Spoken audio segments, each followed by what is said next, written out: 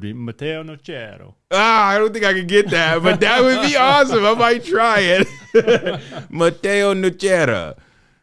That's really cool. I like that. Molto bene. Yeah. Okay. All right. Very good. Very good. Very good. Okay. Okay.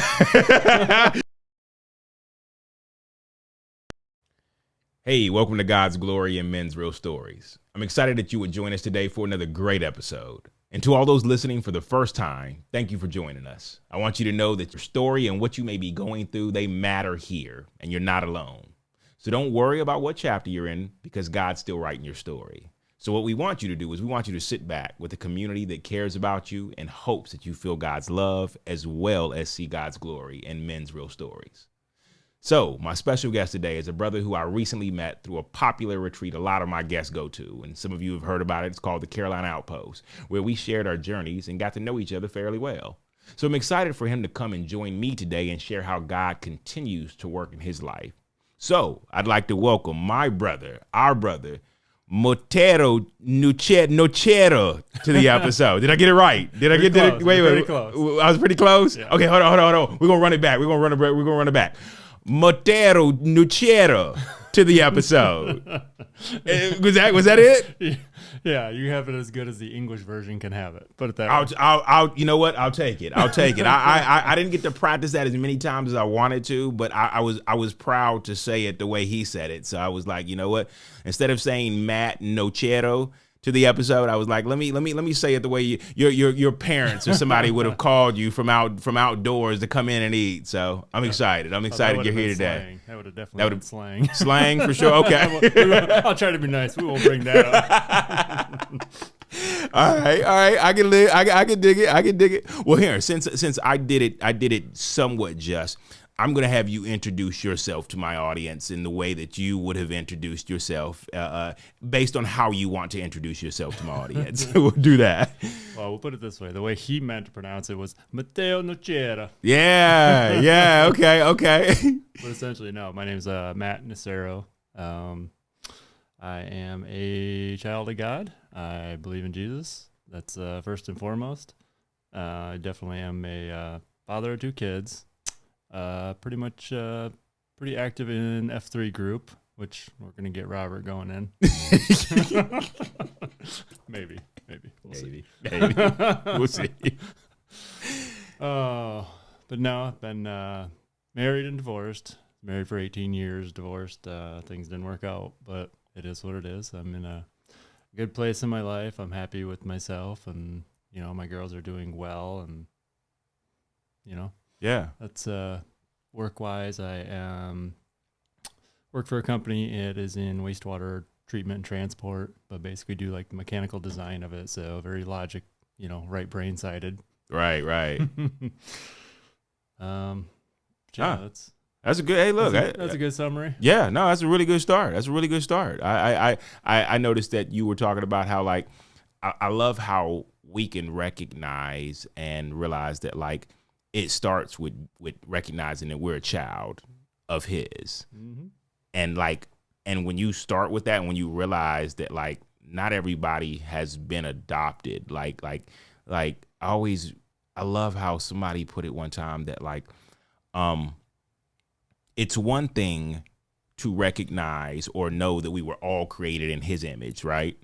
But, like, it's another to know that I have made the choice to be adopted by him. I am adopted into his life. He is my father, and I am a child of his. And that was how it was always supposed to be. But it was my choice, right? In a sense. And so, like, that's a great start of, like, recognizing, like, identity, which is, like, so important sometimes when, as you said, we have these things happen to us. We go through these things, and in a way it labels us as, like, what others see about us. Like, and you already kind of, like, shared a little bit of that just in your introduction of, like, yeah, I'm a father. That's a label. Oh yeah, it's Matt. He's a father. Or there's Matt. He's the divorce guy. And it's like a lot of times other people put those labels on us, and sometimes we see ourselves through those labels instead of realizing that I'm a child first. Yes. And my father is the only one that can label me and tell me who I truly am. I mean, I'm just curious. What has that been like in your life as far as people stepping into your life and, in a sense, kind of like labeling you? Probably early on. I mean, everybody always tries to live by their labels, kind of their I am this, I am that, and just, I don't know. I've gotten to the point where now I just don't care. I worry more about what God thinks of me than what anybody else thinks of me. That's just, it's something I always keep in the back of my mind, because yes, obviously we can all get into that bad habit of, yeah, this is me, I'm a dad, or I'm just an engineer, or I'm just this or just that. And I mean, I'm sure you'll hear a little bit more in my story. Yeah, no, that's so true. I definitely resonate with that. And it's funny because I'm pretty sure there's some people that are like, yeah, but just how do you get past that? Like, I mean, like, you make it sound so easy that it's just like it just you're not even bothered by it. When for some people, like, I think their biggest labels come from the people that are the closest to them, that in a sense they love them, but they can't see past their labels. Like, and I think the first person I can think of is like my mother. My mother can tell me, like, yeah, but I still see you as little Matt, like right. Little Matty, or something, like, not to say that that's whatever your mom ever called you, but like so you're a grown man, you've done a lot of things, you've become whatever you become and done so many things, but to her, you're still little Matty, and she can't see past that. And so she continues, and not to say that's your story, but like she continues to treat you like the child that she remembered you being. And for some people, they're like, oh, that's harmless. Yeah, but I mean, you're like, when you're like 50 and she still like want to tuck you in and stuff. I mean, like, to some people it's, I don't necessarily need to be labeled all my life as, right, 12-year-old child. right. No, I mean, yeah. And it honestly, it takes a lot of, I think, self-reflection, just really looking into who you really are as a person. Like, I've gotten to that point where, I've done a lot of that. Yeah. I know a lot of it did come in my process of actually coming to God, really just realizing who I am and just who I am in Him, not who I am to everybody else in the world. Okay. Because the world's going to tell you everything under the sun. Yeah. So true. Yeah. But what do you really believe? And if you truly believe in God, you should be listening to His word, not what everybody else says you should be. So then it sounds like the answer to everybody's like, so how do I get there, is wrapped into your story. So then I would love for you to share like how you got to that point of like walking with God, to see yourself in that lens outside of maybe the lenses of others and yourself, because we take on those perceptions of what people say when we can't see past it, when it's louder, and let's be real, it is sometimes louder than God ever speaking to you. All right. So, and some of the process came about simply by the way I think. I've got that engineering logical mindset.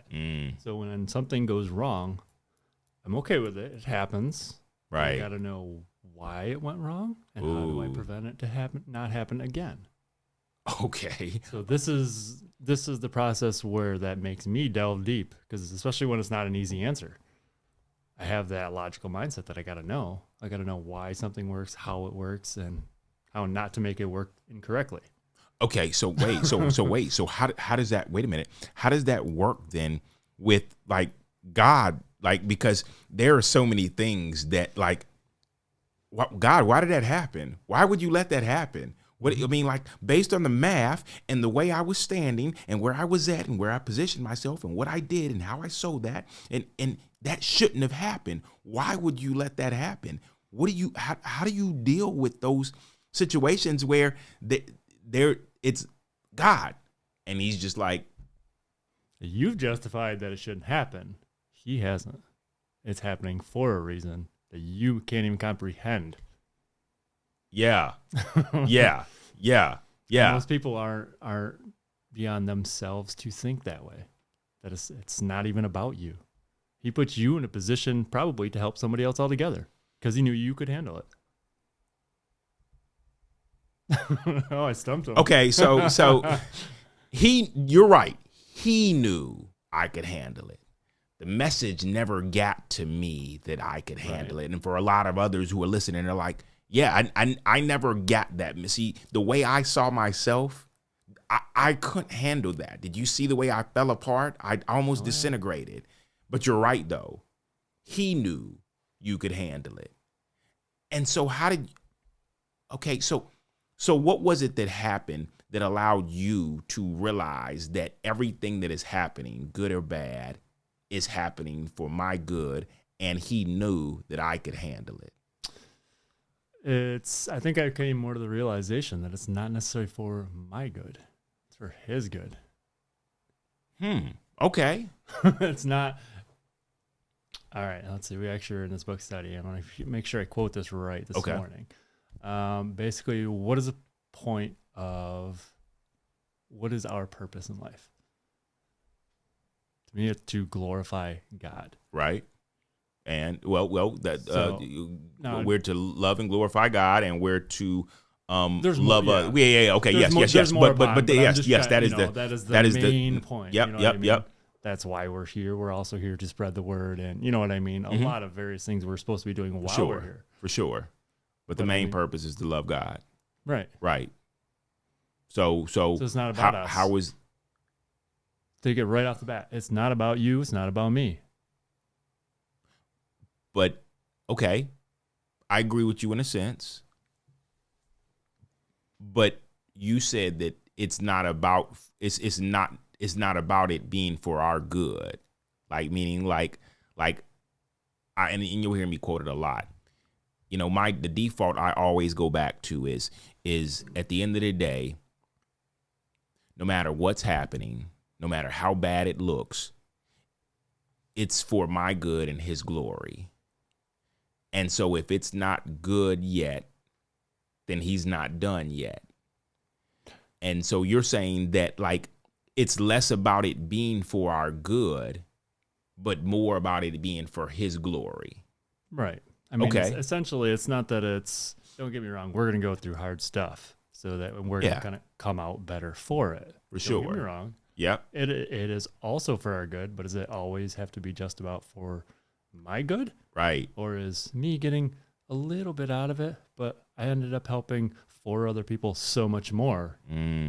I took all that struggle to get this little bit out of it, but those 4 other people are how much better off because of it that I never even knew, never met, never even saw how much better off, but they are. Okay.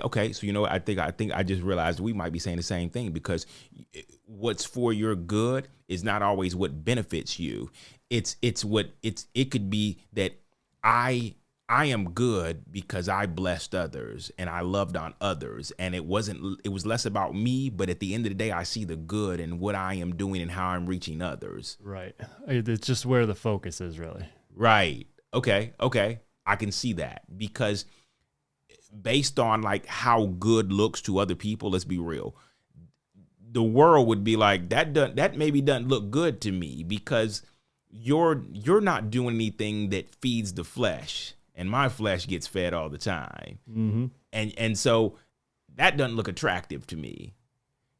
And so if you frame it, if you change the way the frame looks of okay, but I am still getting, my flesh doesn't align with his will. And so if I starve my flesh and I live according to his will, and I learn to posture my heart to align with his, then it is for my good. And I see all the benefits and the good in that. That's a lot of people don't realize that they're even looking more to their own heart as opposed to trying to align it with God's. I mean, that was a perfect analogy of aligning your heart with God. And you'll all of a sudden realize, oh, this is a lot better than I ever thought I could have got from this. Oh, okay. So, but you know what though? That's because the world is so set on following their heart and don't realize that their heart is deceitful. Well, let's follow my feel. I've had this, I'm not going to go there. But anyways. Almost got it. Don't worry. I'll work on getting it later. No, I have this person that I've been talking to, right? Okay. And essentially what it was is they kept bringing up feelings. And I don't know their whole situation or whatever. But I told them, basically, I'm like, if you live by your feelings, you're never going to be happy. You're always going to be all over the place because your feelings change. Yeah. They're going to change Yeah. But your morals shouldn't. Okay. So from a person who's heavy in mental health, I realize that feelings are important. They are important. But so that's the part that you were saying. Yes. But the truth is your feelings are a liar sometimes, and are telling you a story that's not true. The feelings not wrong, but the story that your feelings are telling you could very much be incorrect, because I recognize that, yes, if I ignore my feelings completely, because see what happens is sometimes people don't give them the other ground of like, okay, but your feelings do matter. A lot of people are like, forget your feelings, they don't matter. Okay, so now I've locked my feelings away and I'm walking around feelingless. I've been that guy. Oh, I've been that guy and then some. Okay, all right. But you well, no, go ahead. Sorry, I mean, just from a logical standpoint, engineering mind. I mean, and I used to be a lot worse. Like solely everything was logic based. So what's emotion got to do with logic? Zero. You know what I mean? Yeah, so, I know. Was solely, So based on the math, you had basically just like said, okay, based on this math problem and logic, my feelings are the problem here. So let's take those out and let's put logic in there, and then let's run this problem through logic of saying that I would do better without feeling any of this. Sort of. Essentially, I mean, it had to do with kind of the way I was brought up. Okay. And you know, I'm not saying anything judging on my dad, how he brought me up, but basically it was, you know, you see those handful of feelings, you take them, you put them in your pocket and you stuff them away because nobody really wants to know. I mean, So for years, honestly, I did that. I mean, didn't even ever come to me, you know, my dad taught me a ton of stuff. He taught me how to be great with money. He taught me how to, you know, mechanical minded, taught me how to use lots of stuff with my hands and do a lot of things. Whenever it came to emotions, there was nothing I think was taught well, but I don't think it was anything he knew well either. Right. Yeah. So it was like, it's a lot of that I had to learn on my own later in life. Yeah. Unfortunately, it came through a lot of the issues, but right. And you know, and it wasn't just your dad. It was a lot of our dads. Yes. And a lot of people, they try to blame or fault their dad for that, but their dad gave them what they knew. Their dad, in a sense, gave them what helped them survive. Yes. Because whatever they went through at one time, their survival was dependent on them stuffing those feelings away. And so they feel like, I'm still here now. I'm still talking to you now. I'm able to share this with you now, because if I had dealt with the feelings that were deep down in my pocket, I wouldn't be able to tell you now. I had, at a certain point in my life, I had to stuff them. And so I am advising you to do the same thing, because I love it. There's a movie called The Croods. You ever seen The Croods? Yes. Okay. Where he continues to run his family into a cave. And he thinks that according to if I can keep them safe in this cave, then they're good. So I'm going to just play it safe. And I'm going to tell them what's allowed me to make it to this point, because it was all about survival. Yep. And at a certain point, he realized that there was more life outside of that cave. And when that cave was destroyed, thank God he didn't run him in there right before it got destroyed. He realized, like, oh, wow, I don't have my safety net anymore. Yeah. Now it's been taken away. So now when somebody reaches in your pocket and yanks out all your feelings and just spills them out all over the table, what do you do now? Like, how do you process that? Because it's like, yo, dude, you were never supposed to pull that out. Those are supposed to stay deep in my pocket. Now here I am having to look at the feelings that I've had when I was 7 and when I was 10 and what happened at my birthday at 14 and what happened to that girl at 17 at school. Like I'm having to now like process through all of this stuff, and I'm trying to just hurry up and put it all deep in my pocket, because my dad told me that I shouldn't deal with stuff that. Nobody cares about your feelings. Yeah. I mean, that's so do you, I'm just curious, have you in as life progressed, did you ever feel like there were people that cared about your feelings?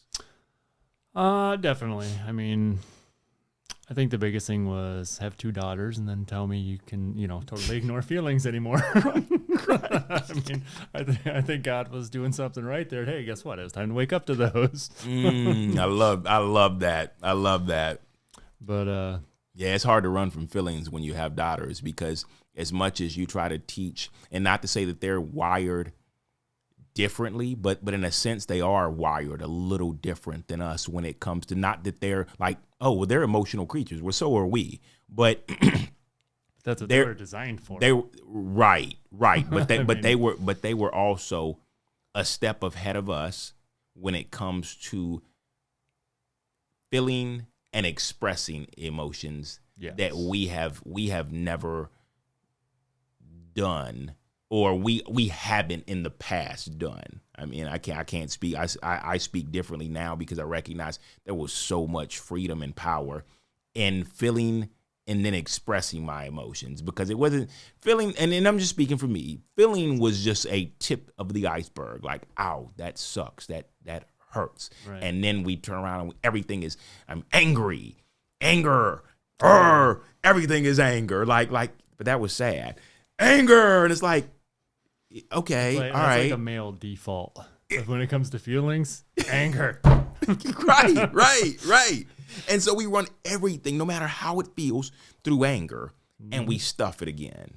Yep. Because we're not allowed to rage. And what happens, that feeling that you keep stuffing in your pocket, what happens to your pocket? Your pocket gets heavy. Starts pulling your drawers down. I mean, essentially. It gets heavy. It creates a version of you that, like, there's you start to showcase things like rage on people. You start to, like, have blackout moments where you're like, I don't know why I acted like that. I don't know why. I'm so sorry. Like, I didn't mean to. And I think there's truth in that. I didn't mean to. Yeah.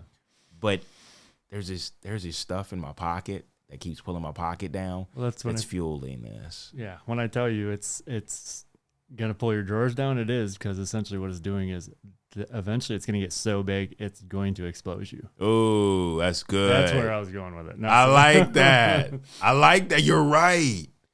It does. Mm-hmm. So when it comes to, like, exposure, it sounds like you know a thing or two about being exposed with the things that in a sense fueled you for a while. Somewhat, yeah. I mean, I could start early on. I mean, I guess where do you want to begin with that? Oof. Hey, man, it's just your story. It's not like I can be like, yeah, let's start right here at this point. Nobody can tell it better than you can. I'll start early on just because, I got to have some sort of logic. So for me, it's chronological. Okay. I'm just going to go that way. Right. Yeah, okay. So let's say back until I was about, let's say 10 or 11, give or take. Mm-hmm. Probably had the quintessential average American family that you can imagine. Standard blue collar. My dad did construction. Mom worked at school as lunch lady or at a grocery shop, just very... 3 boys. I mean, just always roughhouse fighting, but we had just a quintessential blue collar American family. Mm-hmm. And it was like, that's always what, just growing up, that's what you think like you want. You know what I mean? Picket fence, dog. Oh, yeah. Perfect looking family. Mm-hmm. Everything was great on the outside. Yeah. Needless to say, I'll get to, where I thought that was where I was supposed to go later. But so essentially, I think it was roughly, I was around 11 or 12, and I think I mentioned this at the Outpost even, was my dad wasn't very religious at all, and all of a sudden he got into this very religious point. So me and God, we had some issues for a long time, not going to lie. And don't get me wrong, it was misdirected anger. Right. Because, obviously I didn't want to deal with my feelings. Yeah. Can't imagine that coming back out. What? Unbelievable. But essentially, he got into the point where, and just one of the examples is, we used to play baseball, hockey, all sorts of things. And he was always, honestly, at probably every practice, every event, and pretty much everything. And all of a sudden, Saturday was a huge day for that. That's when a lot of the stuff went on. Right. Well, part of his religion that he started believing in was Saturday was the Sabbath, which also meant you literally can do nothing on the Sabbath for him.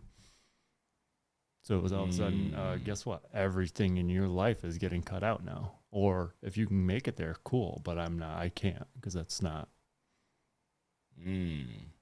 So it was almost like I felt like God kind of took my dad away as I knew him. And I guess that's even rougher when it's not like he's laid down that religion for everybody in the house. He's in that religion, and he's solely saying that, well, I won't show up. I can't come anymore. I can't make it because I'm just supposed to rest today. And don't get me wrong, he did try to, encourage us to also come with him and learn what he was learning in the process. But I mean, it was like, okay, this is like a 180. How well do people really take to a 180? Yeah, we talked about that previously. That's a good point, because it's one thing for an adult to try to do a 180. It's a whole different process to try to get a child to do a 180 without fully understanding like what is even the motivation or drive to want to do this. So far, this is already hurting my social life, my sports and everything else that I'm supposed to do as a child, and you're wanting me to just turn away from that. Yeah. So yeah, it was quite the change, I guess, at that point in my life. Definitely became a lot more independent. My mom was probably still she was always there. She was always supportive. You know what I mean? Mm-hmm. My dad was there when he could be, put it that way. Right. Honestly, a lot of times he worked construction, so he was always working weird hours during the week at least. And then he was, Saturday was absolutely nothing, and Sunday, was more or less, there was nothing much going on. So that's usually when we kind of ran around, played with our friends that were in the neighborhood and stuff. Right. Did you ever know your grandfather? I don't know if you said you didn't really know your grandfather like that, right? No, my grandfather passed away when I was younger, like early enough that I never really remembered him. I mean, I've seen some pictures and stuff, and even my grandma I knew until I was roughly 9, 10, like when she passed away. Right. She was your quintessential Italian American little grandma that, right, went over to grandma's house every Sunday, and here's a 5-course meal, and you're going to sit down and eat it and like it. Yeah, no, I could vision that. I can see that. And I recognize that, like, I think there is a blessing sometimes in seeing where our parents come from, seeing their parents, seeing how they lived, and because then you realize that you can start to see a match and realize, like, oh wow, you're like a direct descendant. You're directly cut from your father, directly cut from your mother.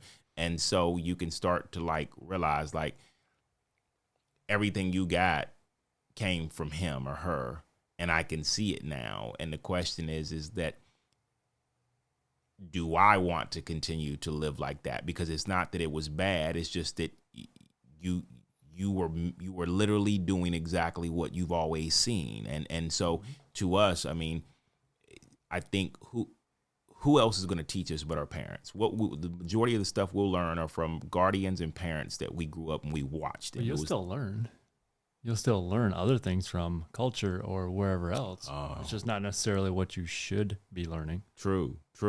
So then, what happens when everything you learn is inside of your house, but you wake up one day and realize that everything you learn is hurting you, but you want to stand firm on it because, as some people say, it's tradition. Like it's tradition to live this way. It's tradition to walk this way.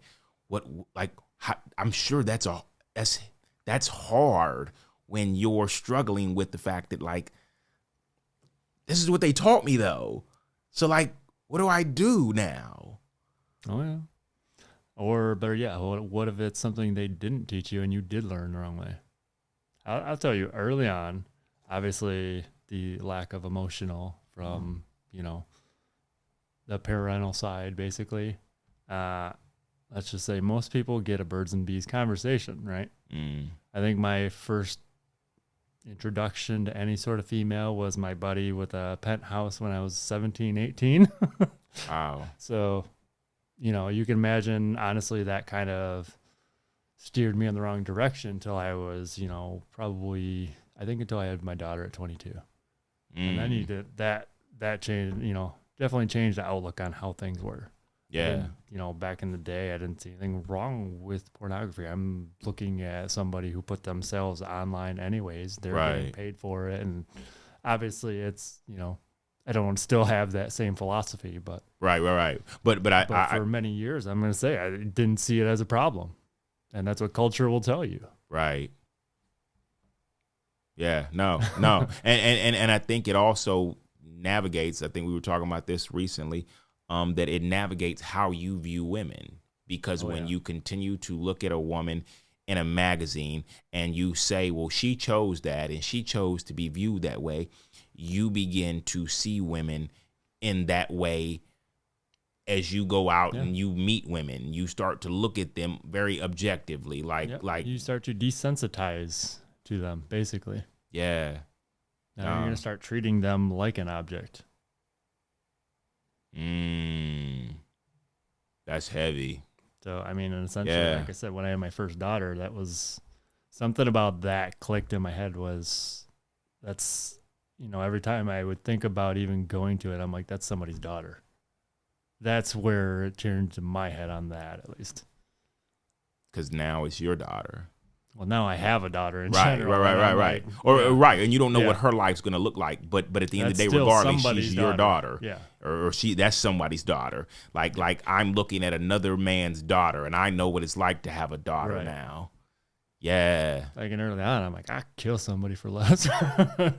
No, I can dig that. I can totally feel that.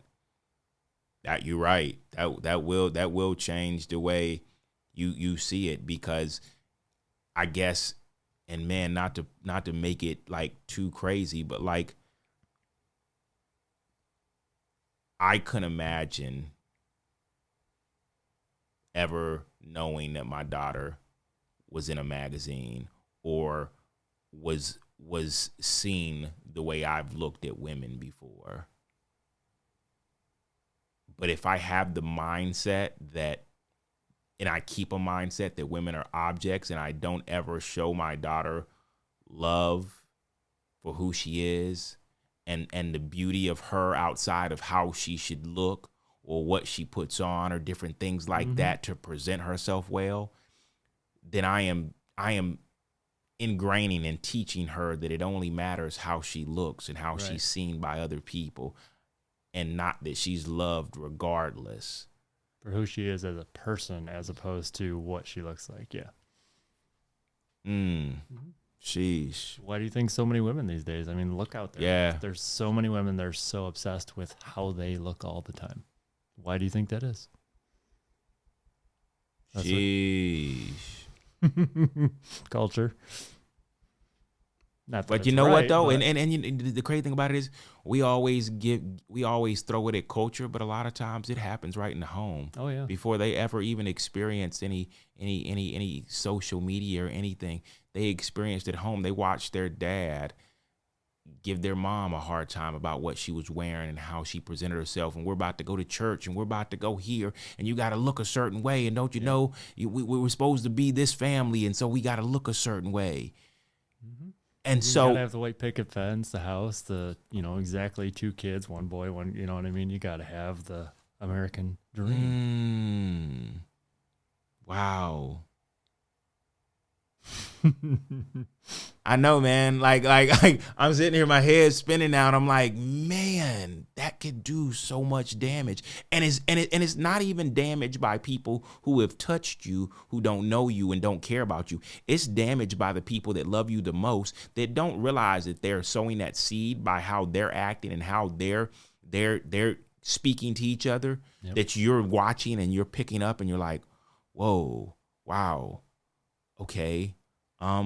Yeah. Okay. Well, I don't ever want my dad to be angry at me the way. So I'm going to make sure I'm a good girl or I'm a good boy. And I'm going to make sure I align with what he's saying to mom, or what mom's saying to dad.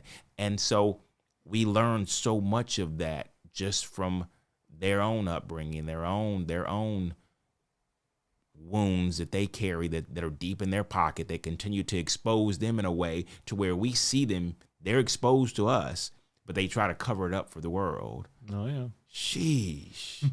Man, we're already out here in this heavy. Okay, all right. That's good. Come on. That's good. Yeah. You should know at camp. Yeah. Oh, I no. did Listen. At camp once or twice and vice versa. Listen. That's what this is all about, though, because I recognize that it's, I sit here and sometimes I'm like, man, that's deep. And it takes a person framing it for you to see it again and be like, Yeah. Yeah. So where did that lead you then with like just, logically learning these certain things about like how you would move forward, and now you've taken on a way of looking at women on top of that, on top of all the logic that you had before. You now are looking at women, and I'm sure that before you even had a daughter, that played a huge role in like even like the how you approach women, how you courted women, everything. But then, now you have your own, this one belongs to you. Like she's yours. Like you can't just be like, yeah, no, I'm good now. Like she's yours. And I mean, I guess you can be like, yeah, but like she's yours. And so how did that begin to change you, especially since you're already kind of have like a thing against religion? Like, yeah, we're not gonna do that religion thing. I'll be at your games. I'll be at your stuff on Saturday. Like, how does that all mash up? Oof. Yes. Yeah. Okay. Well, that's a loaded question. Wow. I know. No, I guess like I said, it's just God knew what he was doing with me. He ended up. Everybody in my family has boys. I'm the only one in my whole family that I can think of. Well, I take that back. My uncle had 3 boys and then finally had 1 girl, but I'm the only one in my family that instantly had 2 girls. Don't you know that God has a sense of humor, and I know, right? he thrives off the moment where he can say, all right, if he ain't gonna listen to me, go ahead and give him not one. Go ahead and give him another girl. You know what I'm saying? Like just in case that one just gets, we gonna make sure he gets the point. I love that about him. But at the same token, though, sometimes I'm just like, oh yeah, it's funny. Like, but it ain't no sitcom. And at the same time, though, it's almost like I almost wonder if I had a boy, would I have made some of the same mistakes my dad did in raising a boy versus a girl? Because I've seen with my dad, as far as my girls growing up, all of a sudden they got him wrapped around their little pinky. I mean, that's hilarious. Don't you love when like the grandparents are like, I don't even recognize you. Right. Who are you? You were never that nice to me. All of a sudden you got emotions and feelings, and now you know how to like paint nails. What is this? I don't even know you. Like, and don't you dare show up to their stuff. I'll get really mad. What do you mean you're bringing them to McDonald's for ice cream? You never brought me to McDonald's. Right. You always ask me, you got some McDonald's money? Yeah, oh my goodness, man. Look, 50 cents, go walk down the road. Right. I think I'd be re-traumatized if I heard that line again. You got some McDonald's money? Where's your McDonald's money? Like, I don't have any money. Mm-hmm. Yeah, gotta love that. That was just us, just kind of like resurfacing some old wounds. We're all good here. No, it's all good. Like I said, it's the same thing here. I mean, yeah. Nah. So yeah. Where was I now? Yeah, I jacked you up with that question of asking like how that all played out, like what that made like almost like a stew of just a bunch of stuff from like just all the past just being carried with you still, pulling your pants down, but here you are, 2 daughters. You got you kind of look at women, or you're kind of learning to change the way you look at women, but you still have like a religion, we'll call it a religion wound. And in all fairness, I was married at that point. I was married at 22, about the same time I had the first one. Okay. And Thuron, she always had a little more religion than I ever did. I just kind of, my initial thought was I still believe in God, but I'm literally going to just, you know what, when I die, I'll figure it out. He'll show me, or I won't. Or he won't, you know what I mean? That was my thinking. Yeah, okay, Not that it was right, but it was what it was. Why when you die though? Like is it? I'll figure it out when I pass away, whether I go up or down or whatever. He's gonna show me. Like I believe there's a God, right? And I'll figure it out when I die. Right. That was your logic behind it all. Saying it was sound logic. All right. No. We're not here to point out sound logic. We're just, hey, look, it's not a story. If it was sound logic, then, But no, a lot of times my ex would try to get me for something, and like I would go to church with her to like support her in her religion, so to speak, and. So I would learn some of the stuff, but I was never entwined in it. Right. I believe in it a lot of times, and then things that when there was issues and she wanted to like sit down and pray together once or twice. And I'm just like, the hell's that going to do? Yeah.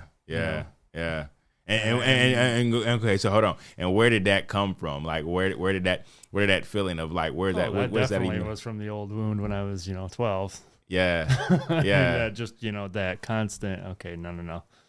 That was literally like kind of like, hey, let's bring up that old wound again and just right. give you a little jab in the rib. That's like, yeah. No, that's real. I mean, the only reason I stopped you there to ask you that was just because I think it's important for people to like pinpoint why I feel that way. And I've had that in my own relationship of like pinpointing those moments of like, oh, what's behind that? And why do you feel that way immediately? Like, why is it like, what's the point of doing that? Like, because there must have been something that happened, but if you can't surface what happened, it makes you even feel that way, then you're just stuck on this, that's stupid. Or like, why do you even do that?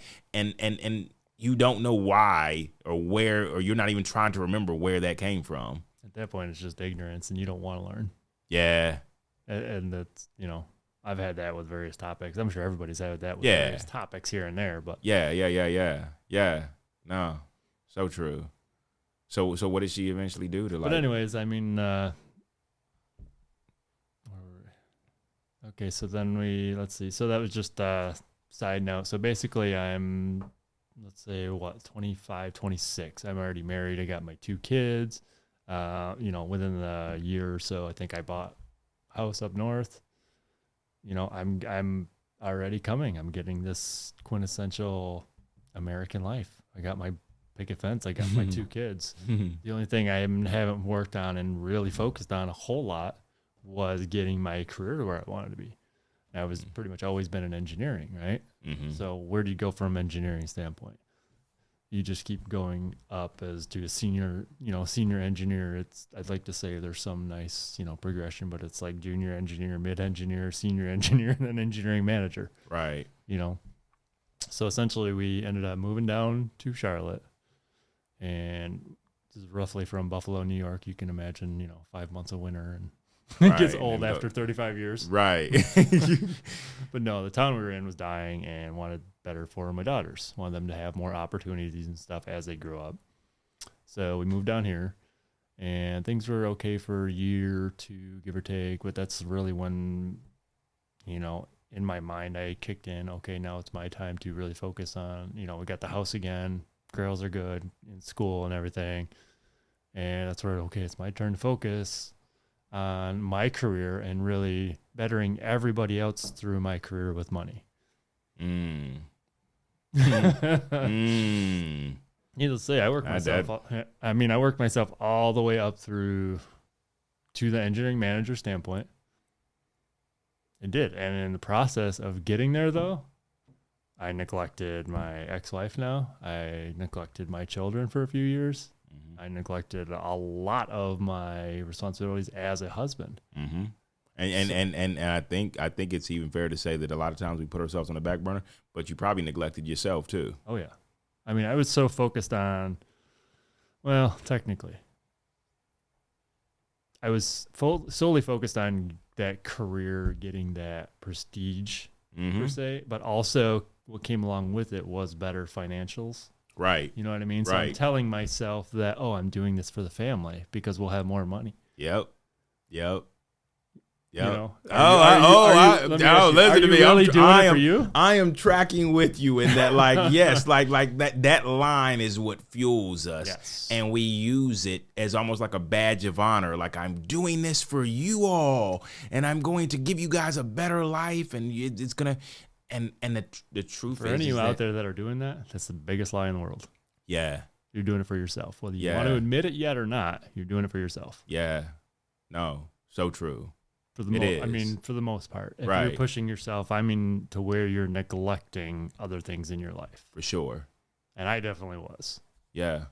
No, thank you for saying that, because that's so true. But I lived that lie too. It sounded good. You believed, because nobody else was saying it, that everybody around you was doing the same thing. And I'm not going to be the guy not doing it. I'm not going to be that less of a dad, less of a husband. And more importantly, it's a pride thing. Oh, my kids deserve a trip to Disney every year. Yeah. Because that's what they really need. Yeah. No, it's so true. No, you spot on. I appreciate you saying that, because It is a prideful. It is a selfish thought. Well, the thought's not. It's you believing the thought and going along with it and not checking that thought. Yeah. Yeah. No. I can literally tell you the biggest help in my life has been just balance. And everybody's like, what do you mean? Balance your life out. Focus on this much on your job. I mean, first of all, you should be focusing first and foremost on God. He should be a little bit more than everywhere else. Yeah. But also have this amount, focus on your job, focus on your kids, focus on your house, focus on your cars or whatever, you know what I mean? I'm in my terminology, I normally call it like boundaries of like, I have a boundary where like at this point I'm done with work. I'm not going to continue to take that home and like let that spill over. And so it's like, I have a boundary. Hey, Matt, you think you can work late, next few months just to like 7 o'clock? I mean, it's only 2 hours. No, because at 5 o'clock I have a hard stop of like I then turn my focus to my family, and they would appreciate it more than just like. And I think the problem is we don't truly sit down with our families and ask them like, hey, look, if I were to work 5 more hours a day and you would see me 5 hours less, would you be okay with that if you were to get monetary things out of it? And maybe your kids would say, oh, we'll take the monetary things. Depends on their age. Right. Depends on their age. Right. But your wife and grown kids, grown people would tell you that, no. Mm-hmm. I would much rather have less stuff in this house and more of you. Like, I'd rather spend more time with you, even if that means that we're just walking around outside and we don't have the money to drive anywhere or do anything. Be walking to the park, but your family is going to value that time with you so much more down the road than that. Oh, well, I took them to Disney. Yeah. I was gone for most of the year. Didn't ever get to spend time with them. Missed most of their events, but got them to Disney. Yeah. And I was able to take those pictures so that I could put them up on everywhere so people could see how great of a dad I am and know that like I put in a lot of work to get them to Disney. Check me out. See my white picket fence. Yep. See my, picturesque My American family. Yep. It's all. Excuse me. Sorry. It's cool. You won't be the first to cuss here. But I mean, in a sense, you're right. I mean, it is something that people sell, and when you buy into it, you begin to sell the same thing because you don't want to offer a look that everybody else is presenting. Mm-hmm. So it's very confusing. So in all of that, then where did that? Because now you can't just leave us there. Where did that take you? Like where did that? How did you get to this point? Because I've got to know a little bit of the Matt I know now, and I recognize that it must have taken a lot of chiseling to get you to this point. Like I was like a piece of granite. I'm trying to chisel at granite. I can believe it. I mean, I've had talks with you, and I can say, I think he was a little bit more hard-headed than I was probably more hard-headed than most. Okay. But essentially, so let's see, younger one was probably about, let's say 8, 10-ish, give or take. Started having those marital issues because I'm literally driving to Matthews every day. That's just basically an hour each way. I'm pulling 10, 12-hour shifts every day as the engineering manager. 14 hours your day, all of a sudden it's basically to work and from work, not even including anything at home. Right. Oh, wait, I got to sleep too. Yeah. And so when I get home, I just need you guys to have dinner and a warm bed. But what happens when you get home and you've just pulled a 12-hour day, plus you had another hour ride home? Everybody needs you. Everybody wants to see you. Everybody wants to talk to you. You just want to crash. You just want to be left alone. You want to just come down from everything and just process through everything. But you don't really want to process it. You just want to forget about it and maybe like drink something that will make you forget all about it. Mm-hmm. Just something to take the edge off. But just whatever that thing is that takes that edge off. Yeah. You know what I mean? For me, for a while, honestly, I got into like just video games because that's why I kind of somewhat, we were talking about it before, the story from Andreas. Yeah. But anyways, I kind of resonated with that because I kind of did that. Yeah. And it wasn't anything about the video games. It was just literally, it was something mind numbing. Right. You have to think about it. Mm-hmm. Takes you into a different world, allows you to be a hero or whatever in a different world where you act like you feel like you're adding value to something even when you feel just like crap. It's not even that. It was just it's something I needed, something mind numbing. Like I couldn't think anymore. I couldn't do a thing. Like I could care less about the game itself, but it was just something that put my mind totally somewhere else that I didn't have to think about, fix, try to be there for somebody else or anything else. Like I needed that cool down time. I can dig that. I can see that. Yeah. As I sit here, and I've never been much of a gamer, but I recognize that when I did get into games, you're right. I can't even begin to tell you like what it was like. I just know that it was like I could isolate away from everybody else with that game and lose track of time. It wasn't like I set a timer. It wasn't like the game. There is no video game out that I know of that has a thing where it says all of a sudden across the screen like Netflix, hey, you've been playing this for a while. You've been playing this for an hour. Maybe you should go and spend time with your, imagine if that existed. Right? No, they wouldn't put that there. Like, no, it's like you will lose all track of time with the game until like it's time to go to bed. You definitely can get completely just sucked in until you're almost passed out and falling asleep. Crazy. And it's funny how a lot of people would say, yeah, but at least it's video games. It could have been like drugs. It could have been, some type of controlled substance. But, what's the harm in video games? Well, you're neglecting your life. Yeah. That's basically the harm in anything. Right. You're taking that balance and you're putting it out of whack. I think anytime you focus on any in particular thing in life too much, you're going to throw other stuff out of whack. Essentially throwing you out of whack. I know that's basically what happened to me. I got so out of whack, so focused on my work. And, obviously marriage suffered and we ended up getting divorced. Definitely there was other issues, but on my side, I will say it had to do with mostly the neglect. I was providing for my family. I was doing what I was supposed to as a male role model, or at least as I was shown.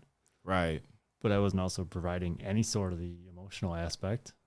I wasn't there physically half of the time when I needed, what should have been, Yeah. And one thing we learned about a woman's heart is that we recognize that one of her core things is feeling like she's been abandoned. And that doesn't always look like leaving or like she's like you're not physically there. You could be physically there and checked out and she still feel that ache of abandonment. That's what I mean. I was there, but I wasn't mentally there. Yeah. When I was there. Right.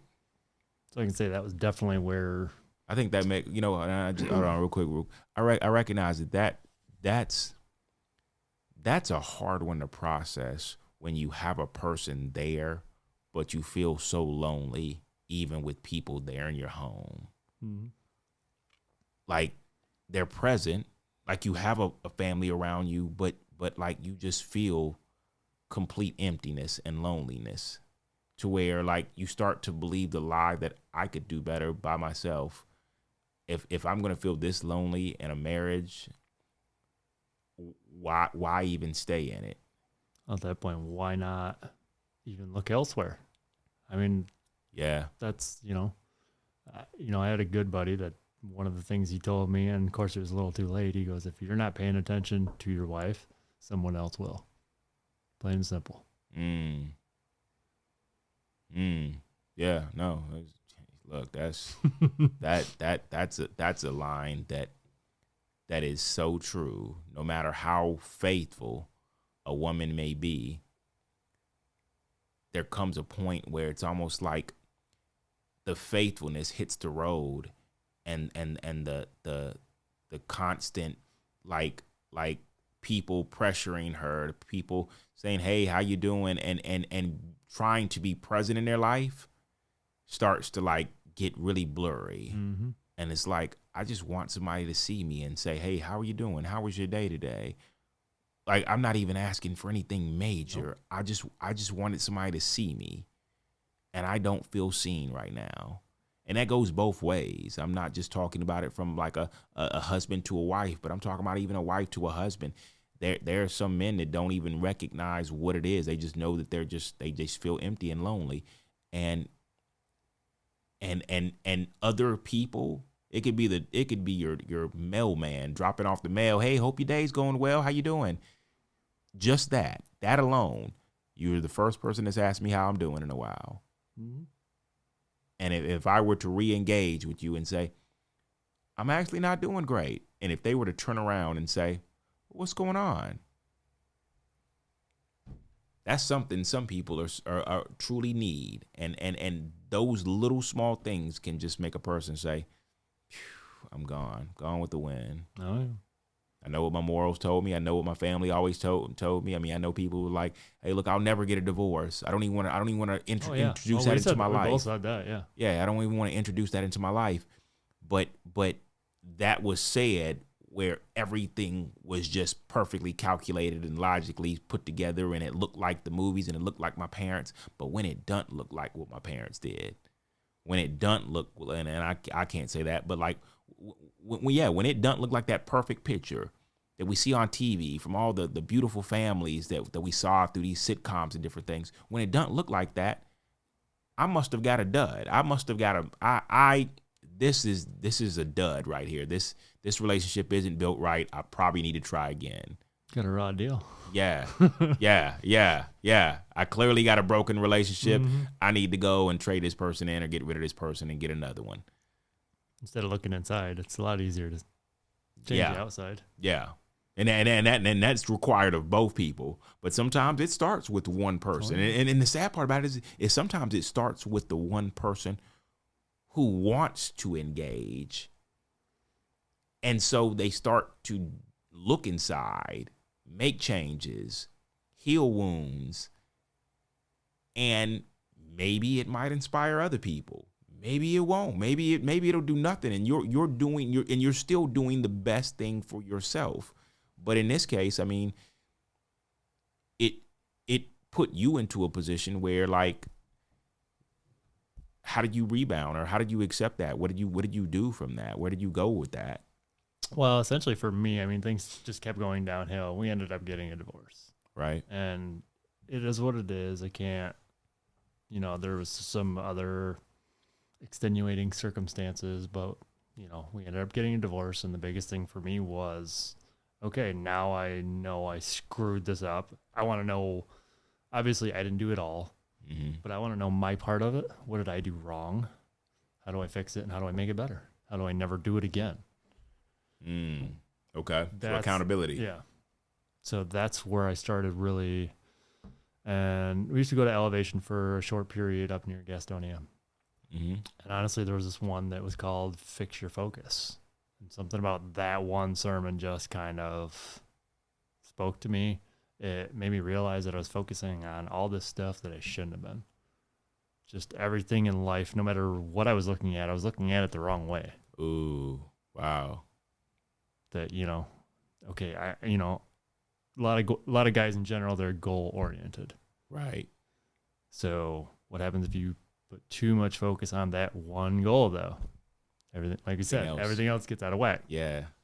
And that's where I had to learn. I have to have balance in my life where, I need to spend some time for myself. I like to work out and I like to eat right. And, like I said, I plug you into that F3 group, I'll show you. Well, once you guys start at like 7:00 in the morning, I'll be there.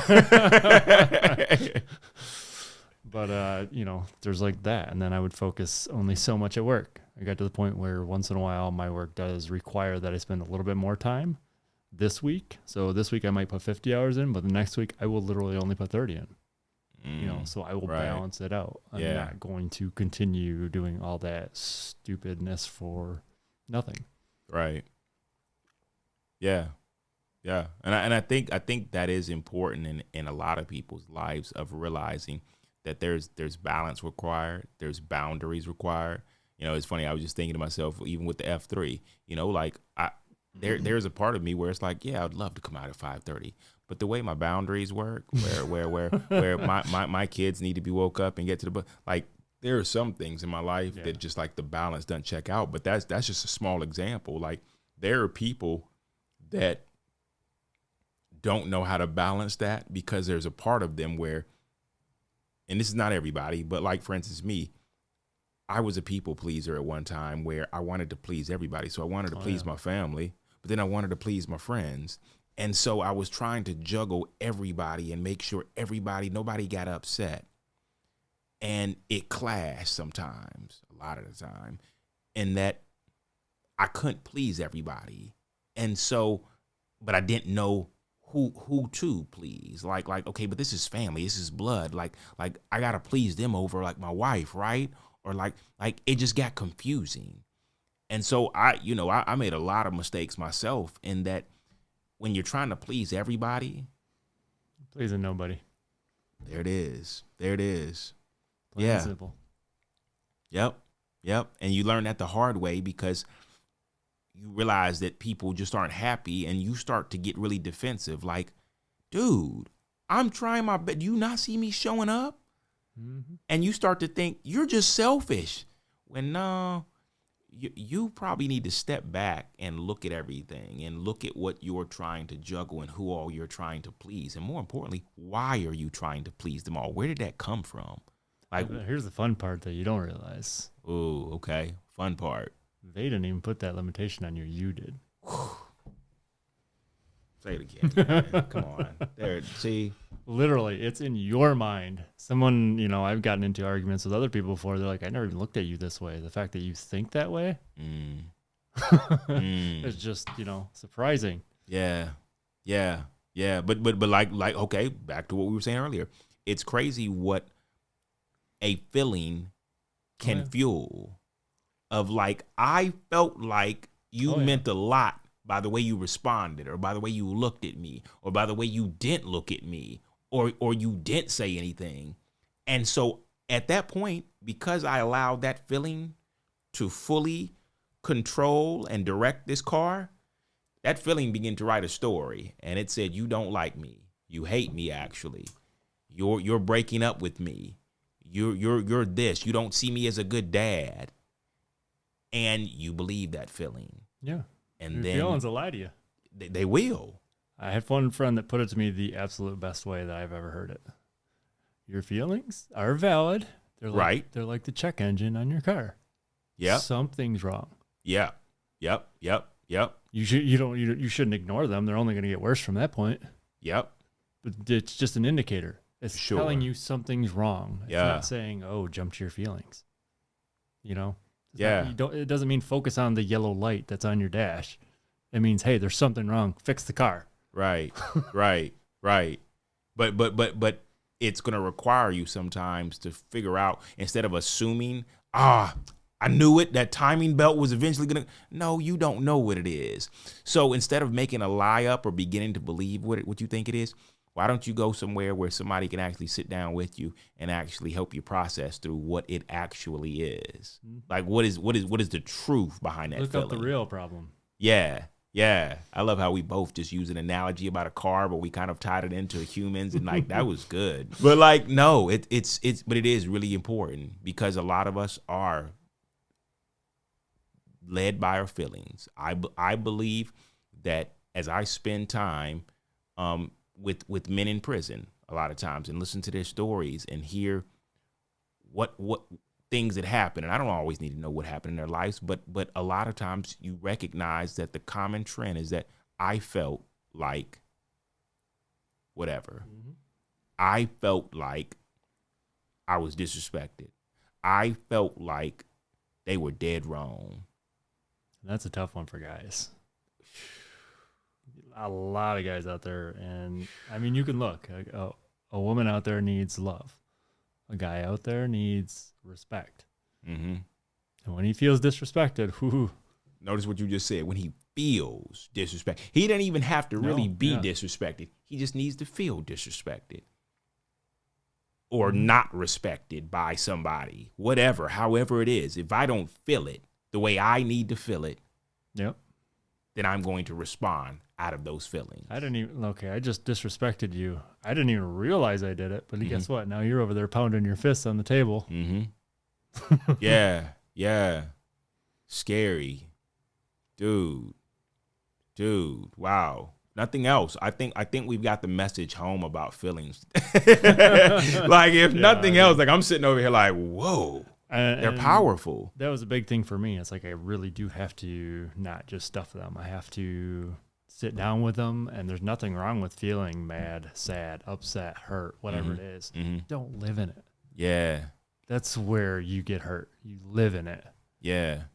Yeah. Well, I think it's fair to say you live in it when you don't process it and you stuff it, because just because you're not looking at it doesn't mean it's not fueling you. Like the vapors of it is still there. It's still there. And it's slowly, like you said, it's pulling down your pants and it's exposing you in a way. And it's showing that there's something wrong. There's some hurt there that you're acting. And what happens when people say like, hey, look, what's wrong? Everything okay? Oh yeah, I'm fine. Why are your pants on the floor? Yeah. I'm fine. Didn't you hear me? Like I said, I'm fine. Like there's nothing wrong. I wish, like you're starting to make me mad by asking me. Well, I'm only asking because you're a little bit exposed right now. So it's letting me know something's not right, but you're just not ready to talk about it. Yep. And I think that's fair. I'm still processing. I think it's fair to say sometimes I'm still processing through something. And so it's not that I'm fine, but right now I don't know really what is fueling or why this is hurting the way it is. And so I'm processing through it. So you're catching me at a moment where I seem like I'm distracted, and I am, because I'm trying to process through some feelings that have in turn fueled something that's a lot like this feeling comes from like when I was younger. But it keeps getting poked at, and I'm still living with this as a 30-something-year-old man, and it's not getting any better. I think it just goes kind of along with the conversation we had a little bit earlier before we were on. It was about I mentioned to him about a lot of things during my divorce. I would say, oh yeah, I'll get to that. I'll do this. I'll do that, and I would just push him off. And I found out that was one of my biggest issues, and I needed to be more intentional. So now if you say something, I don't always tell somebody, hey, how's it going? You know what? I've had better days. Oh, what's going on? Well, I don't really want to talk about it. There's nothing wrong with saying, okay, I get it. Yeah. Yeah. I mean, just be honest with people. The biggest thing is just be honest and be intentional. If you're going to do something, do it. But okay, so but if you're honest with people, and being honest with people, you have that means you're honest with yourself. Yep. And that's first and foremost. Yeah. And so that makes you now say, okay, I'm facing something that I'm going to be honest with you. But in saying this now, that means I'm honest with myself. And perfect example of this is that, like, we talked about this when you walked in the door, and I'm like, bro, I'm glad you came today. And you were like, no, I'm intentional. When I say I'm going to come, when you saw me and you said, hey man, look, I'd love for you to come and sit down. I didn't just say what you wanted to hear. I didn't say, yeah, man, like, yeah, we'll do that. No, I was serious about it. And I recognize that I find myself saying that a lot, in that, okay, I'm not going to say, let's grab lunch, or hey, yeah, we should grab coffee one day. No, I'm going to be intentional about sending you some dates. Hey, look, which one of these dates work for you? How did like when would be a good time? I don't want to just put this on the back burner. I recognize how it's easy to say, yeah, let's do that. And that, yeah, let's do that just dissipates. Mm-hmm. So, like, what are we going to do in saying let's do that? Because I truly want to be intentional about spending time with a person, or sitting down with a person, or making that time for other people, or doing those things that I said I would do. Yeah. I think for me, it even boils down to a lot of times where it's like, hey, man, why don't you could, for you, it might be casual. Yeah, I'd love to have you on sometime. But as opposed to, instead of doing that, be like, hey, I'd really like to have you on sometime. Can we schedule a date? Mm-hmm. You know what I mean? It's just that intention. Mm-hmm. Yeah, no. And there needs, go ahead. I was just going to say, you need to be a person of intention in your life. Yeah. You know, every time Jesus went to anywhere, all the various places he went to, and every time he taught something, there was always what? Intention behind There's always an intention behind it. Yeah. I mean, even when it didn't make sense to anybody else, like I need you to rush here. I need you to, like, listen, they need you faster.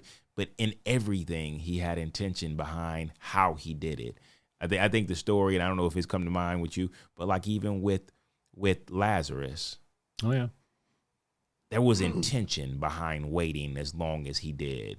Yeah, And a lot of he people. was. I believe he was asked to hurry up. Yeah. Hurry up, hurry up, hurry Yeah. up before he passes away. And he's Right. like, Yeah. nobody at the time knows it, but he's gonna raise him from the dead. Don't worry about it. Right. Right. But he needed, and I think I've heard this, that he needed enough time to go by, because in that time it was said that after 3 days nobody can ever be raised from the dead, and so he needed to kill off all stigmas and all beliefs that, it can't happen after 3 days. Right. He needed to show that everything and anything is possible when I step into the room. No, There's nothing that's impossible for me, like nothing. And so I think that right there just spoke so much to me in my life, where I recognize that when I feel like things are so impossible now, like that door is fully closed. God, don't worry about it. That ship sailed. They already said no, and they were firm on that, and it is what it is, but it's cool. You maybe the next time, or maybe the next thing. God's like, yeah, no, like, yeah, according to your standards and your beliefs, maybe it is done. But if I haven't said it's finished, then it's not finished. And I can open doors that have been shut forever for people. And so I think when you realize that, and you realize that you walk with a Father that's like that, I don't know, it just makes you walk different. Like, I don't know, I don't know about you, but it's just like, but if that's his will. That's that fully coming to God and actually trusting him. Yeah. You trust him that he knows better for you than you do. But what does it take to get to that point, though? Because I think everybody has that. Yeah, there it is. Trust me, there was a whole lot. Yeah. And but you know what though? I fully believe that people need to see and hear people's stories of what got them to a place of full trust, full faith, full crazy faith. Because it wasn't just I woke up one day and I fully believed. I think it's the things that have happened that if you don't share it, then I'm just going off of what you're saying with no background story, with no like receipts. I need to see the receipts of like what you went through, so that I can begin to even start to get my fire hot. Oh, yeah. Like, cause I don't know about this, man. You're asking me to trust somebody who I've never actually heard from, seen, or have believed in. And you're telling me that his story for me is better than my own. And for some people, they don't get that. You can't fathom that. Right. But for me, what I've seen and what I've experienced, I can't fathom doing this without him. Yeah, I can't imagine still trying. Well, I'm sure early on in your life, like mine, you probably did try to do everything yourself. Oh, for sure. How much easier is it now? When I have trouble or I struggle with something, and I'm really trying to push it myself, and I got to back up and go, wait a minute, maybe I'm forcing something that's not supposed to be. God, point me in the right direction. Yeah. Show me where you want me to be. Show me how you want it to be done. And all of a sudden, it magically works out. Yeah. Maybe not exactly how I thought. Usually, it's honestly usually better. Yeah. No. Good point. But it also creates a sense of peace. Mm-hmm. It takes away from the stress of like, I've got to get this done myself. I got to do this. And if I don't do this, then it'll never happen.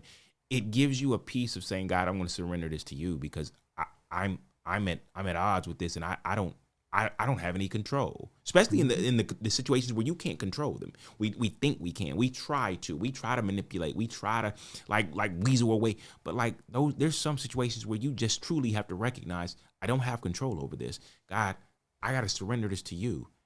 And whatever happens, however you see fit, it may not even, I have an expectation, but I probably need to give that to you as well.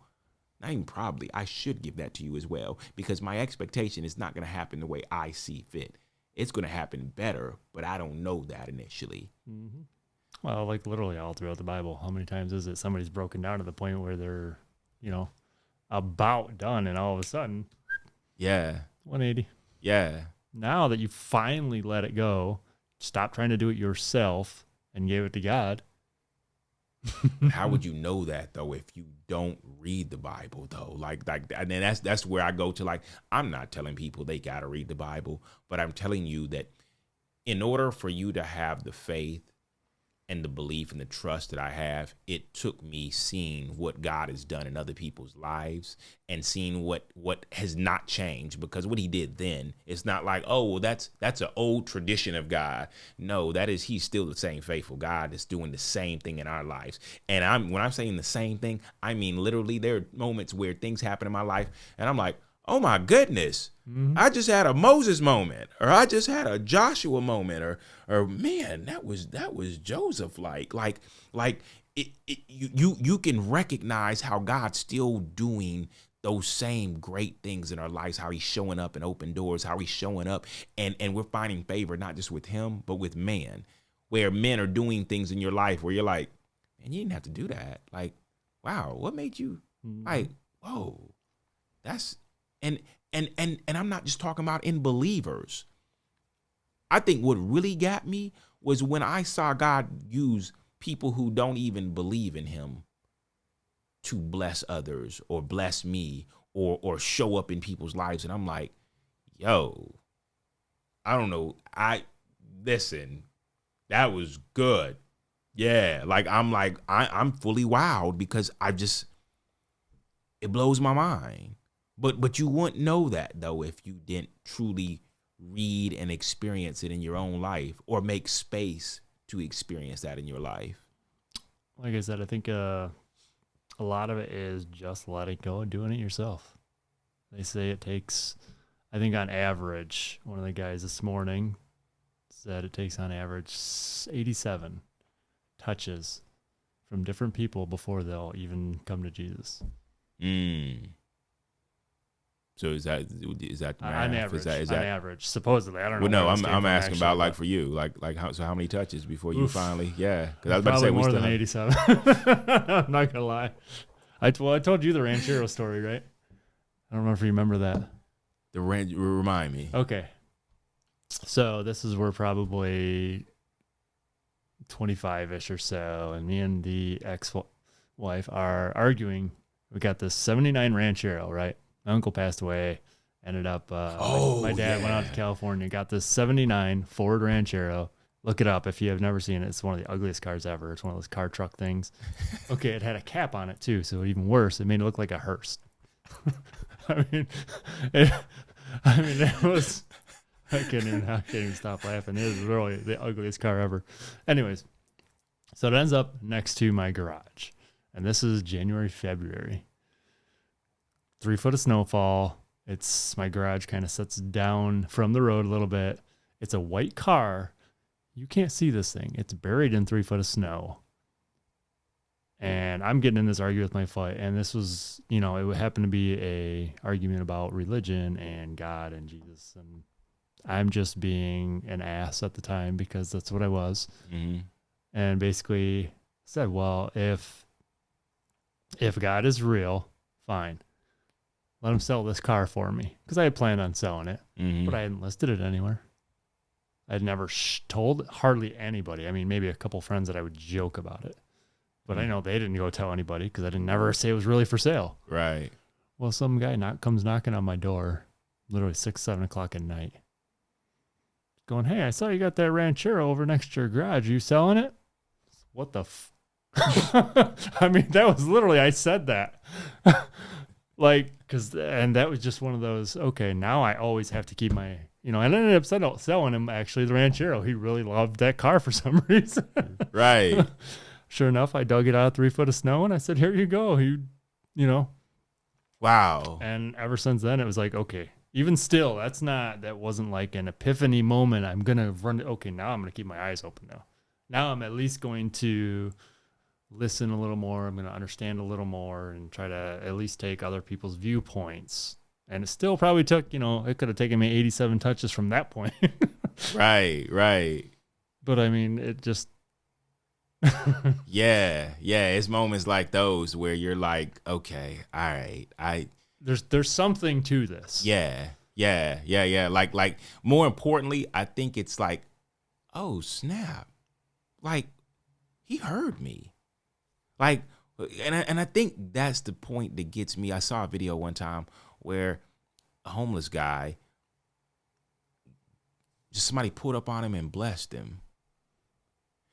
And as appreciative as he was to the person who blessed him, he couldn't believe that God heard him, which to me signified that he had prayed about that he had sought God, whether he believed or not, whether he thought it would happen or not. He sent up a prayer like, God, if you're there, I really need some help.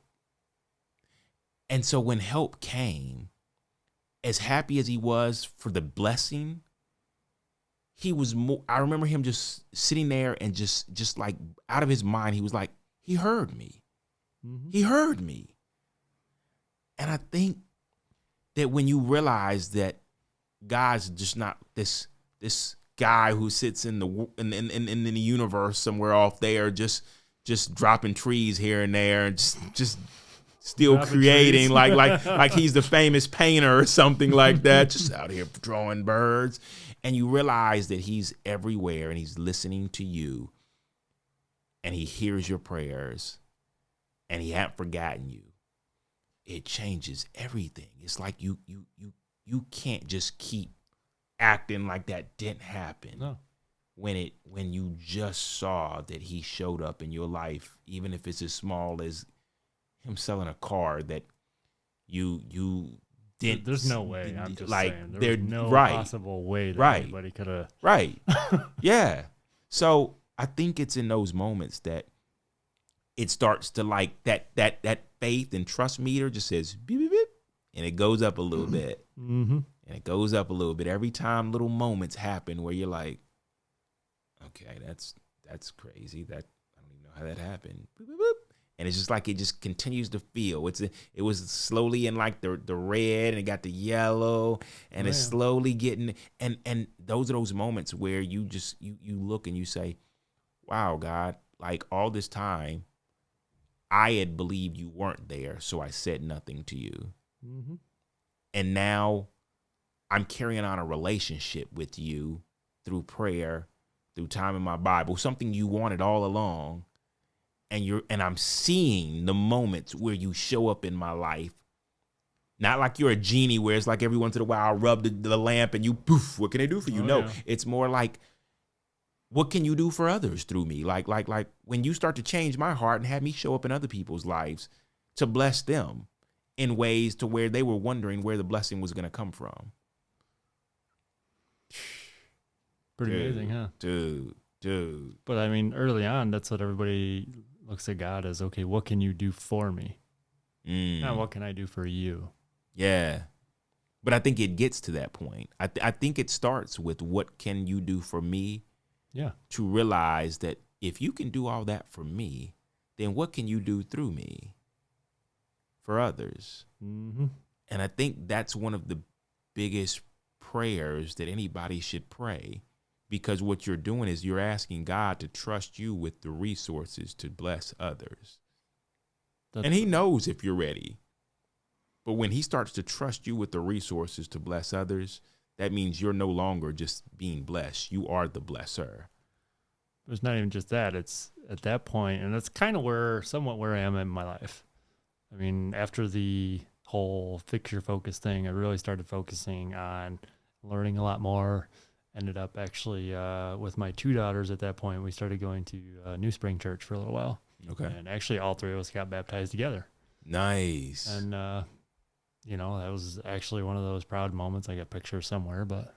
Yeah, that's awesome. That's awesome. And just ever since then, it's just been nothing but growing and learning and growing and learning. And now I'm at the point where still always learning. Because anytime you go back through and like read your Bible, you read it a second time. Did you take exactly the same thing out of it? No, absolutely not. Even with scripture, it's just like, wow, you revealed certain things to me that I didn't see before. Exactly. Like you're going to always keep growing as far as, God's words is involved. Yeah. But it's also, the more you start actually growing, it's also the more you're going to see your trust grow in him. So when something happens, like somebody named, Robert Moore says, "Oh yeah, you should be on my podcast sometime." Okay, send me a link. And I think I don't know if I sent you a text or you sent me something directly or whatever. Yeah. I'm like, okay, let's do this. Yeah. I'm like, when you want to. Yeah. Yeah. And it's the funnier thing is that a lot of people think that I'm just randomly out here asking people, but I recognize that as much as we got to know each other, sometimes that's about the extent of it. But there are times when God puts it on my heart to say, you should invite that guy to your podcast. And I may even fight with it and be like, well, he ain't had that much to say. I think he's straight. I don't think how could this, but like God knows way better than me. And so like there are times when I wrestle with like, God, I want to invite this person. And don't you know that he will close the door on that? I think no. Like I'll even get they'll look, we'll have put something on the calendar and literally like boof. So I recognize that when I can know that he's in charge of even this ministry, it's less about what I think I'm going to do here, but more about what he's doing here. Oh, yeah. Through like sitting down with people that I'm just like, I'm sure his story's good. And at the end, I'm just like, oh my goodness. Or this is the crazy part too. Sometimes I may say, that was good. But then later on, when it comes out, I may get feedback from somebody who's just like in the comments in YouTube or something and just like, oh, wow. Oh, yeah. Okay. All right, God, I see you. See, now it was supposed to touch those other 17 people. I didn't really get it at the time. Yeah. He worked through me for those other people. Yeah.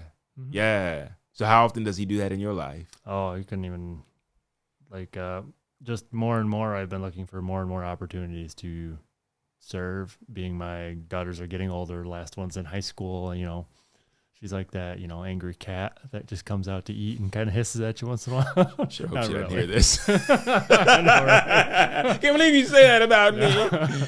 No, I'm just teasing. But she's pretty busy in general. She's got her own life, so it's more like conversations in passing for the most part. Right. But so essentially, I got more time on my hands, and I've been looking for more opportunities, and they just keep showing up. Yeah. Like, I started volunteering at once a month. We volunteer at it's through F3, but it's the Bethel Men's Shelter. Okay. In Rock Hill. We have a night that we go there. We cook 3 or 4 different items, bring drinks and stuff like that for the guys, and just feed the guys. It's their dinner essentially. Right.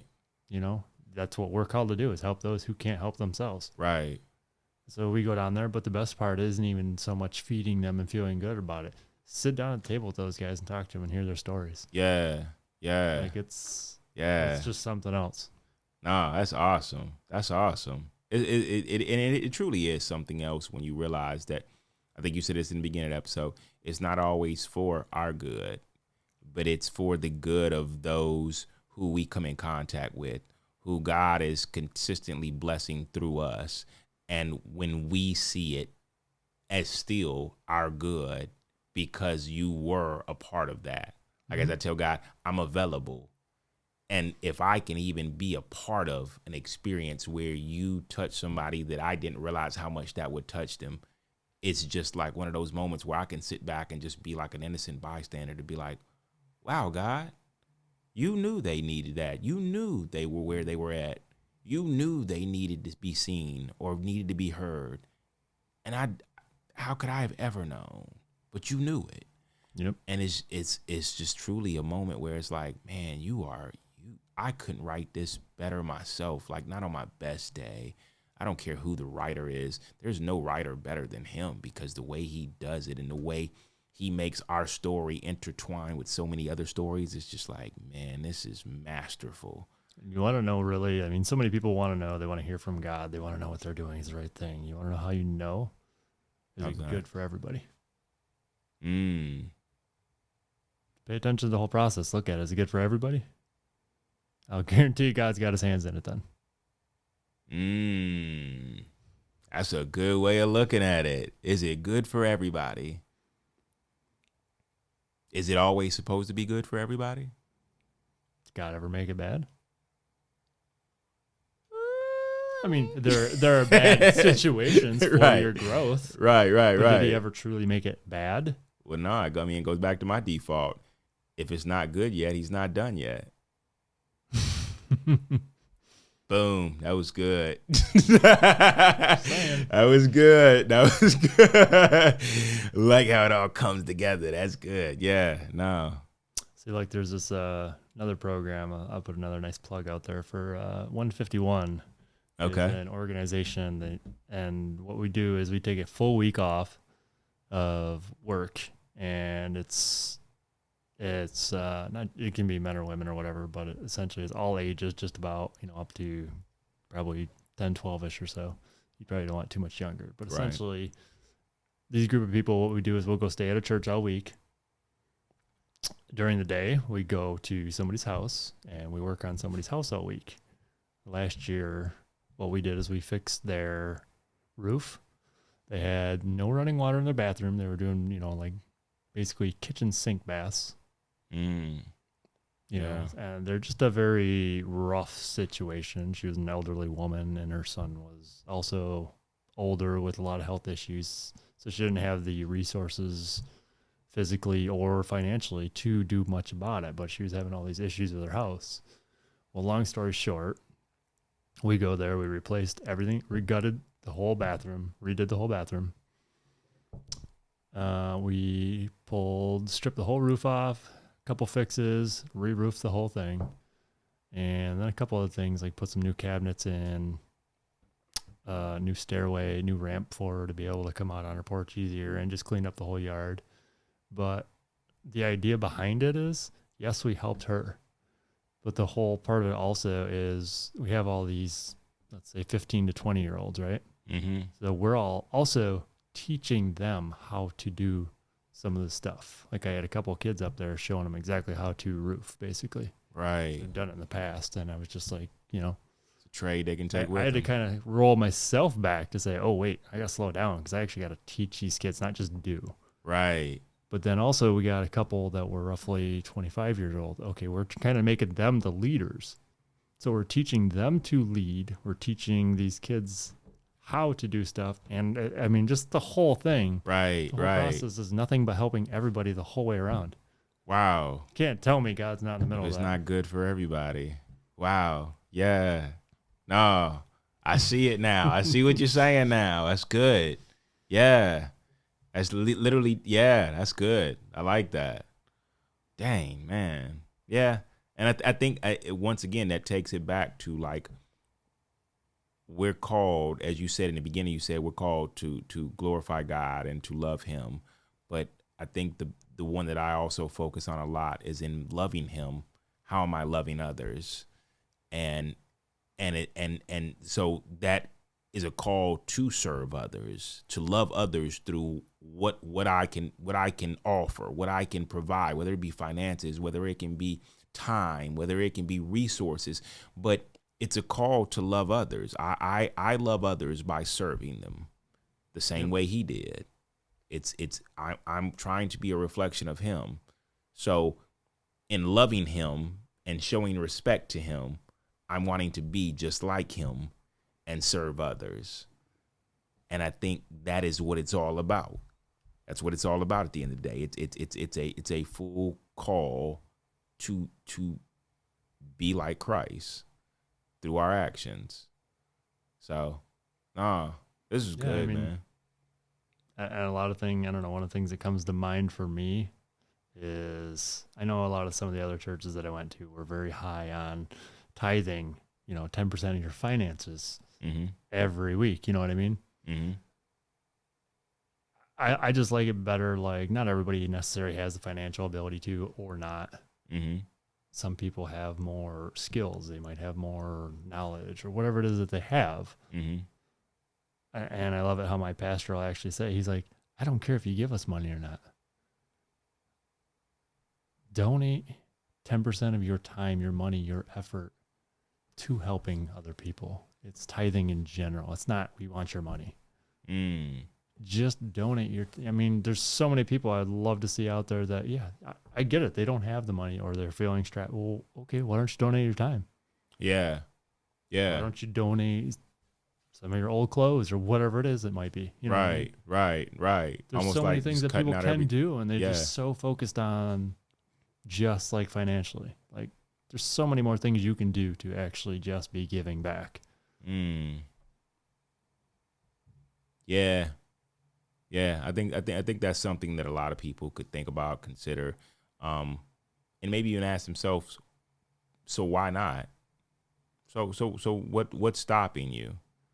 Like, and I get it. We can all recognize and look at our own situations, our own, purse, our own time, and say, I mean, because and we can come up with a million different reasons why, but I think that a lot of times it does go back to like, because I don't want to, because I don't think I have the time, because I don't think I have the finances, and it's based on a feeling that in turn tells a story.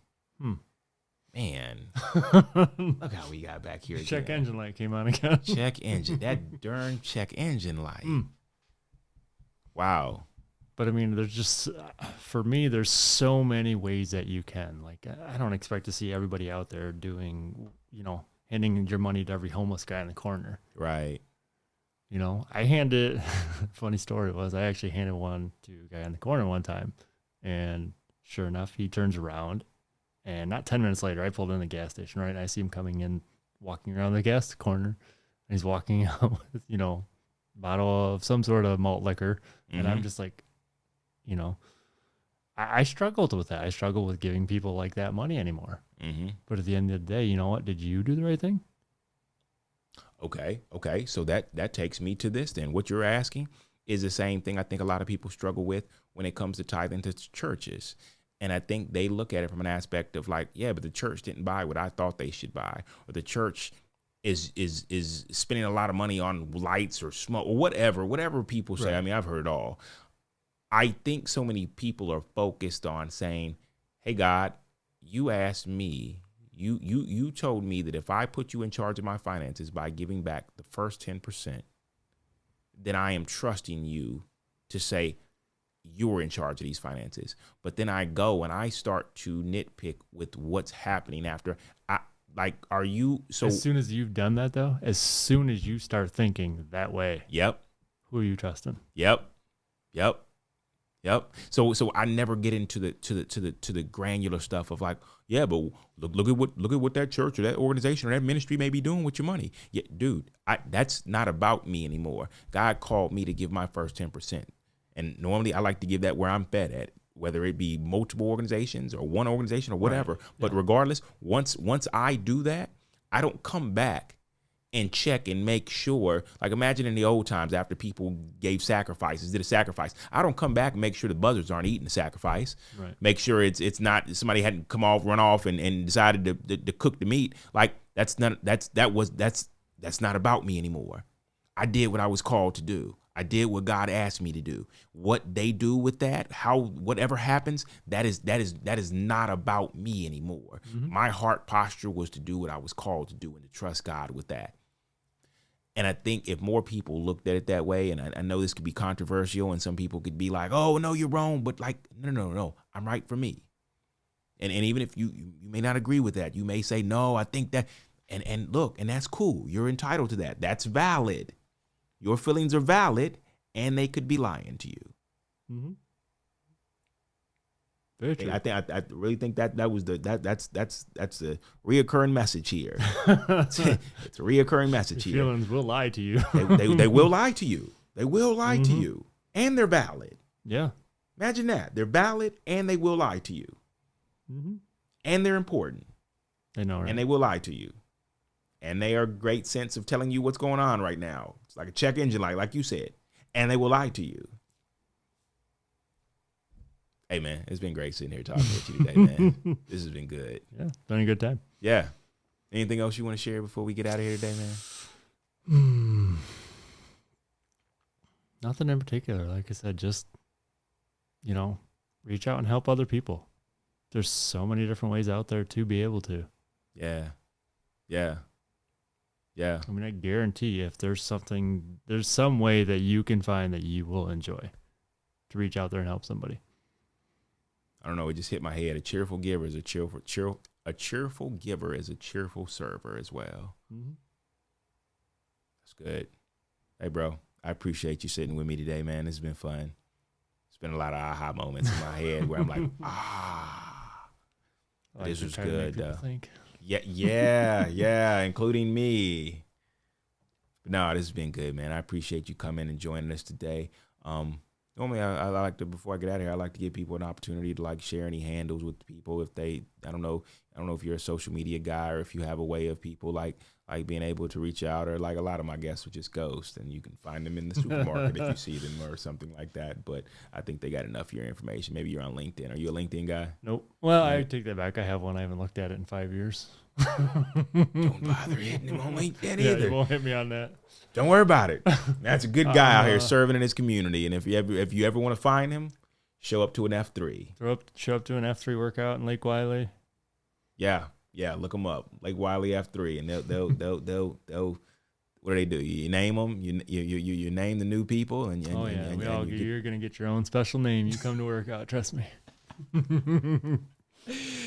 No, so you can check them out if you want to look them up and ever want to come out there and just check out the F3 guys and just see what they're doing, and not only working out but also what they're doing and how they're giving back. Man, it's a great organization, an organization I'm looking forward to one day going out there. I'm gonna show my own name, but but yeah, no, I look forward to it though, man. I appreciate you coming and sitting down with me today, and I thank everybody who listened, who came, sat back with us for this time. I think it was really a great conversation. I think it definitely had a common trend there and a lot of moments of just walking through your life and just life in general. So I appreciate you sharing that with us today, man. It was great. So, hey guys, we'll catch you on the next episode. You guys be blessed, and we will see you again soon. All right. We appreciate you listening today and hope that if you enjoyed this episode, you'll like and subscribe and also listen to past episodes. We hope to bring you great future content as well. Please comment your thoughts on this episode, as well as leave any prayer requests below so that this community can pray alongside you. Also, don't forget to follow us on Instagram, Twitter, TikTok, and Facebook at God's Glory and Israel Stories. Brothers, we understand how the thoughts of even facing your own past and current story and the pain and hurt that come along with this is no easy task. But you're not alone, as you hear in these episodes. Nor has God forgotten you or left your side, as He's in it with you, fighting alongside you through the storms of life. He loves and has already forgiven you, no matter what you have done, and He wants a relationship with you. Your healing, freedom, and growth are important to God, and to us as well. Maybe you're considering giving up or need someone to talk to. Here are a few resources that already exist that we hope can shine a light into that dark place you're in. The National Suicide Prevention Lifeline number is 1-800-273-8255. If you need support but are not in crisis, consider reaching out to a warm line with individuals who would love to talk with you. Speaking to someone on these calls is typically free and confidential, and run by people who understand what it's like to struggle in life. Find a local number by going to warmline.org.